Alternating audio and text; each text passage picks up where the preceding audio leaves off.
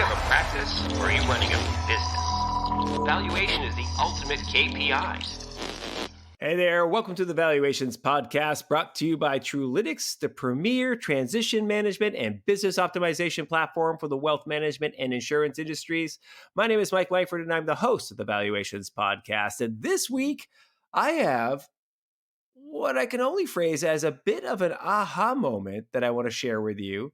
And this aha moment happened for me while I was on vacation this past week at Disney World with my family. Now, full disclosure, my family's a bit unique in our Disney experience in that we go pretty frequently. It's about once a year. There are some years we haven't gone, but on average, it's about once a year.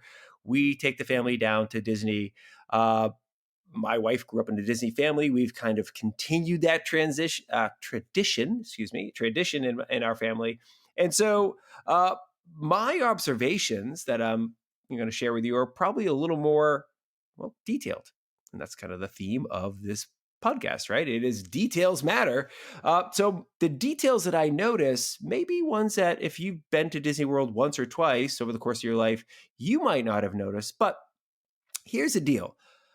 I assure you that you have noticed similar details, positively and negatively, with other experiences that you have in your personal and your professional life. Be that going to hotels, if you frequent a certain hotel chain, if you're a frequent customer, right? If you kind of have you got the card, right? For whatever, you're part of the membership program. Sorry, my little brain was going there. If you're a frequent flyer of an airline, if you go to certain restaurants or certain business locations frequently, or even if you use online services like a Netflix or Facebook or LinkedIn, you name it, any type of experience that you have recurringly, you're going to start to notice some details in addition to the big stuff. And some of those details, I think, matter. And I think you'll agree that they affect your perception of the value of that experience, of that business that you're receiving or that you're willing to exchange for the use of that service if you're paying for it over time, right? So I think you're really going to enjoy this. Now, here's the deal. I'll kind of set the stage.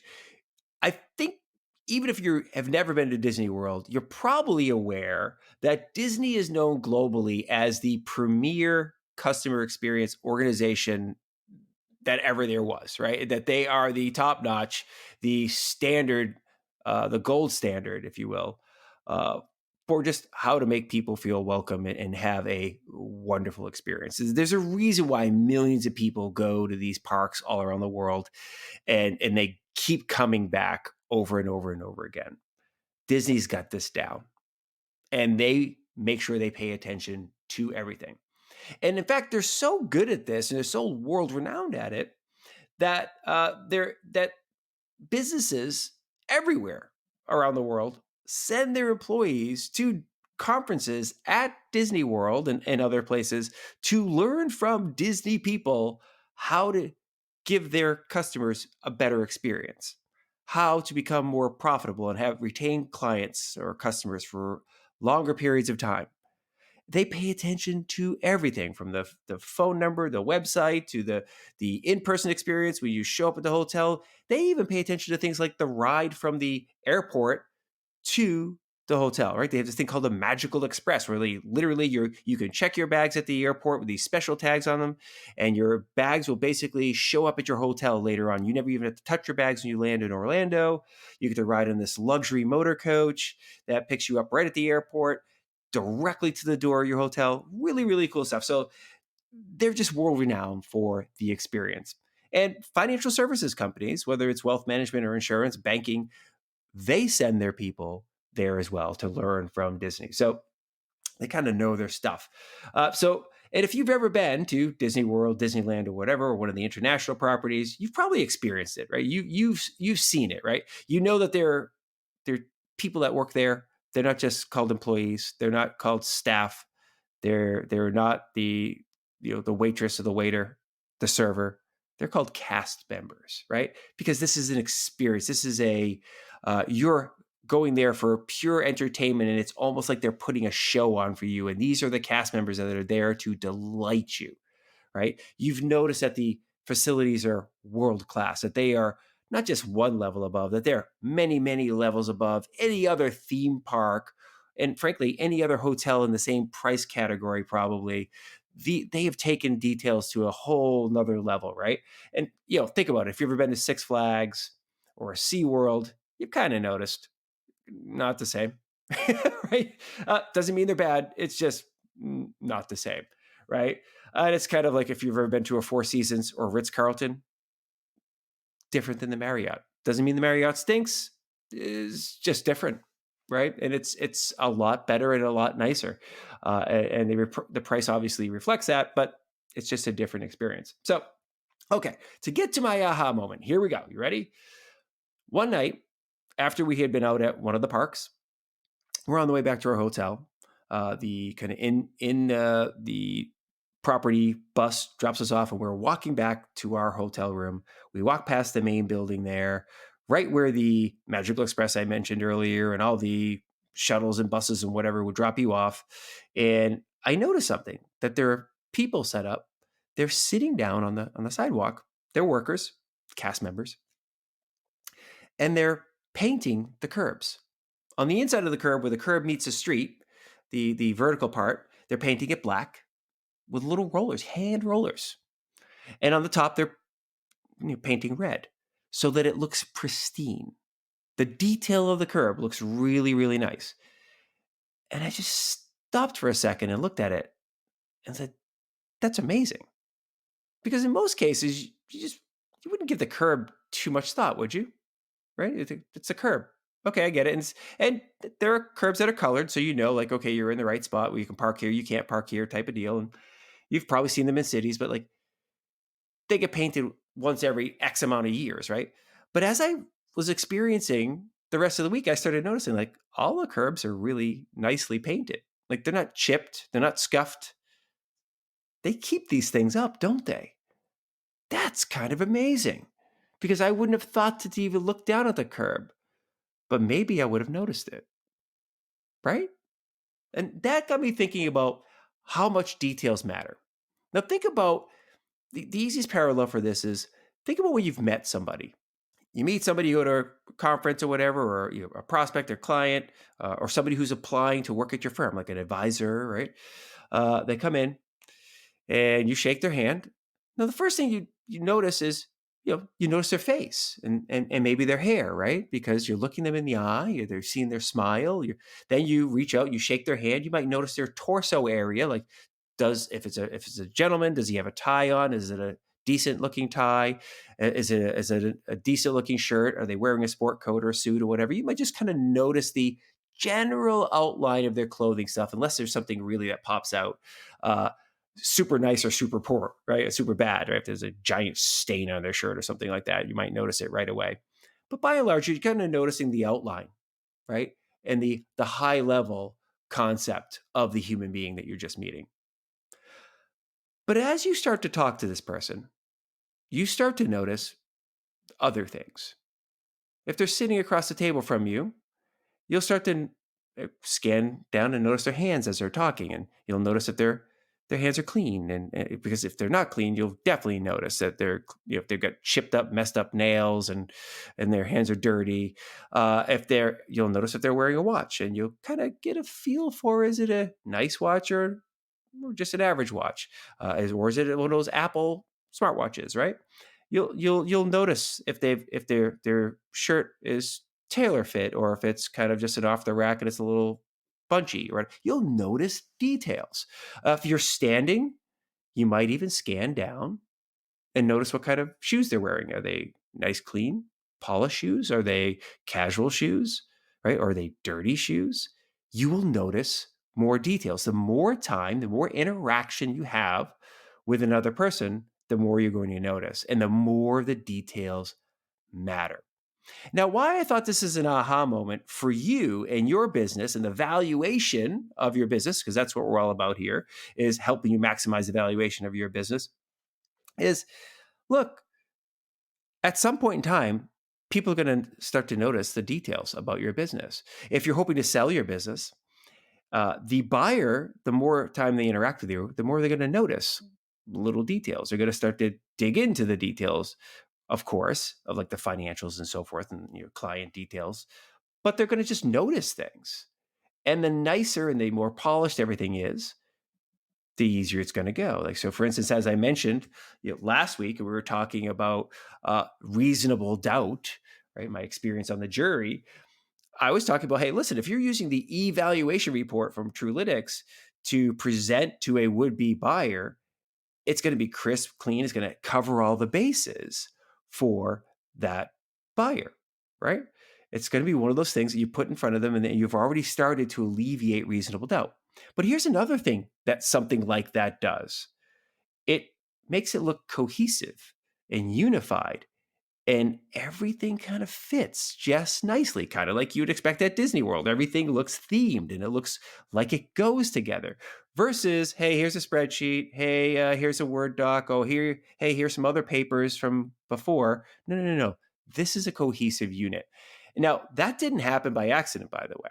If you go back to and listen to episode 7, in which I had Jeremy Carnell, the president of Trulytics, on, he was at that time, he was also the chief product officer and chief marketing officer, and he's since taken on the president's role. But one of the first things that Jeremy did when he came on to Trulytics, shortly after Terry Mullen and team had acquired the technology from Gladstone, was he looked at it and he said, hey, listen, we need to make this thing look nice. We need to make the user experience look better, because it was one of those old school legacy financial tools. And if you've been in the industry for a couple of decades, you remember what the old school financial products look like. And you still may use a few, right? They don't look like they were made in 2019. They don't look like they were made in the iPhone era, right?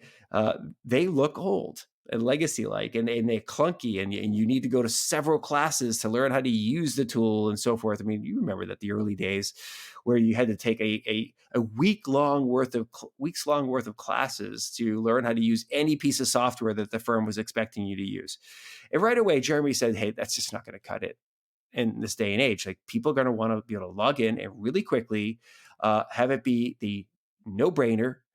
I know where to go from here. I know how to enter my firm's information, click next step, and get to a point where I'm starting to see value. Now, that actually took a couple of years to get to where it is now. And now it's super duper easy. If you go to Trulytics and you can do your evaluation report, you can get your pre-evaluation report, a high level one, in like 30 seconds. And then you can continue on and it'll walk you through super simple. It's like 7 steps of just super easy peasy type stuff. But in the early days, the back end of the system stayed the same, right? The details you couldn't see stayed the same. The technology looked the same. They just put nice, fresh duds on it, right? Made it look nice. The website was retooled to look nice, so that your first impression was like, well, oh, this is cool. Okay, this is fresh. This is something I can trust and feel comfortable with. So that was the experience at Trulytics. That was something that the team took very seriously. Jeremy and Kevin Gully and Terry Mullen, they took this stuff really, really seriously.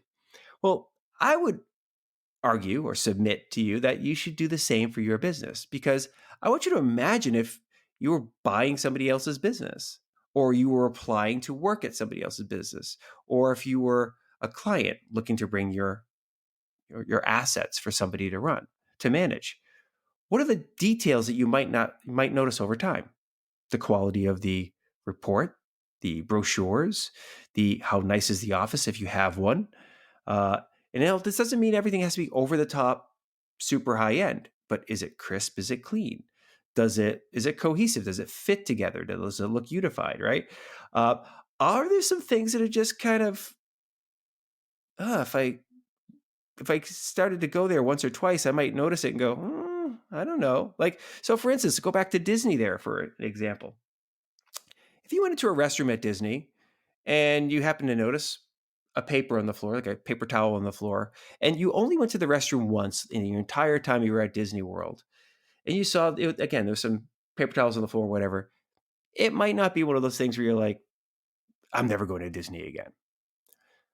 But if you went into the restroom, if you stayed there for a whole week, and every restroom you went, there was always papers all over the floor. The counters at the sinks were always wet and out of soap, and there's no out of paper towels in the dispenser, and just it was kind of like grungy. Doesn't look like the cleaning staff had been in there for several hours at least, if not maybe they haven't been there all day at all. You'd start getting like, what's going on here? It's kind of gross in the bathroom. Like, what else? What else is happening? Like, your mind might think it's not the best place to be. Well, one little detail that I noticed was they station a cast member in the restroom. Basically, you walking into the men's room. I've only gone into the men's room. There's oftentimes a custodial staff member, cast member, if you will, there, always making sure that they're picking up papers, making sure that they're wiping down the counters, making sure that everything's clean. That is a detail that very few businesses pay attention to. You've all been to restaurants or businesses where you walk into the bathroom and you're like, what happened here? Now, that's a kind of, I wouldn't say an extreme, but it's one of those experiences that we don't always have top of mind. But that type of thing will matter to your client. It will matter to your prospect. If you're meeting in person with somebody who might be buying your business, that type of detail will matter. How clean is your office? How clean are the facilities if they had to use them? What does a break room look like? Right? Is it clean? Is it stocked nicely? And all those types of things. So make sure you do pay attention to the details, because the big stuff does matter, of course, right? The quality of your client roster, the quality of your employees, how well trained are they, how skilled are they, how tenured are they, and all those types of things matter. But some of the other details are going to matter too. Okay, so I really think it's important to pay attention to those, even if some of them feel small to you. Now, this doesn't mean you have to go and become a perfectionist, kind of OCD about every little thing about your business. But start to pay attention to those little things. And I think over time, you'll notice, okay, I can probably improve that. I can probably clean that up. I can probably shape things up. And it could be the website. It can be your brochures, the reports. It can definitely start with using the Truelytics evaluation report to make sure you have that first document being nice and clean and crisp and presentable. And frankly, you can use that as a guide for looking at some of your own documentation and saying, if I was a client, if I was a prospective advisor or agent and going to join this firm, how would I measure the quality of what was just put in front of me? Right. So think about those things. Hopefully you found this helpful. I really enjoyed thinking about this. It was really kind of, I love the aha moments when they hit you, that you're like, oh man, this is a great little parallel for the conversation we're having together on this podcast. I do hope you're finding it beneficial.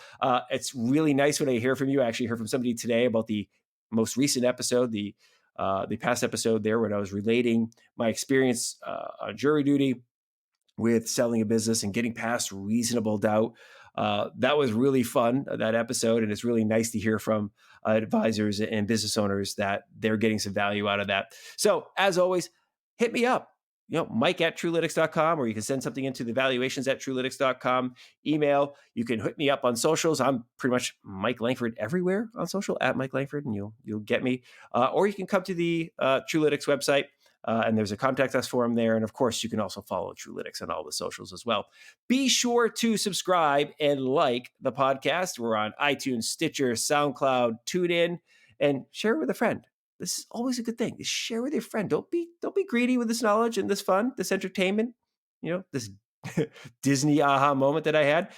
Let somebody know, hey, this is kind of an interesting detail that we should be thinking about. Okay. Hope you're having a great day, and I'm looking forward to talking to you next time on the Valuations Podcast. See ya. Bye.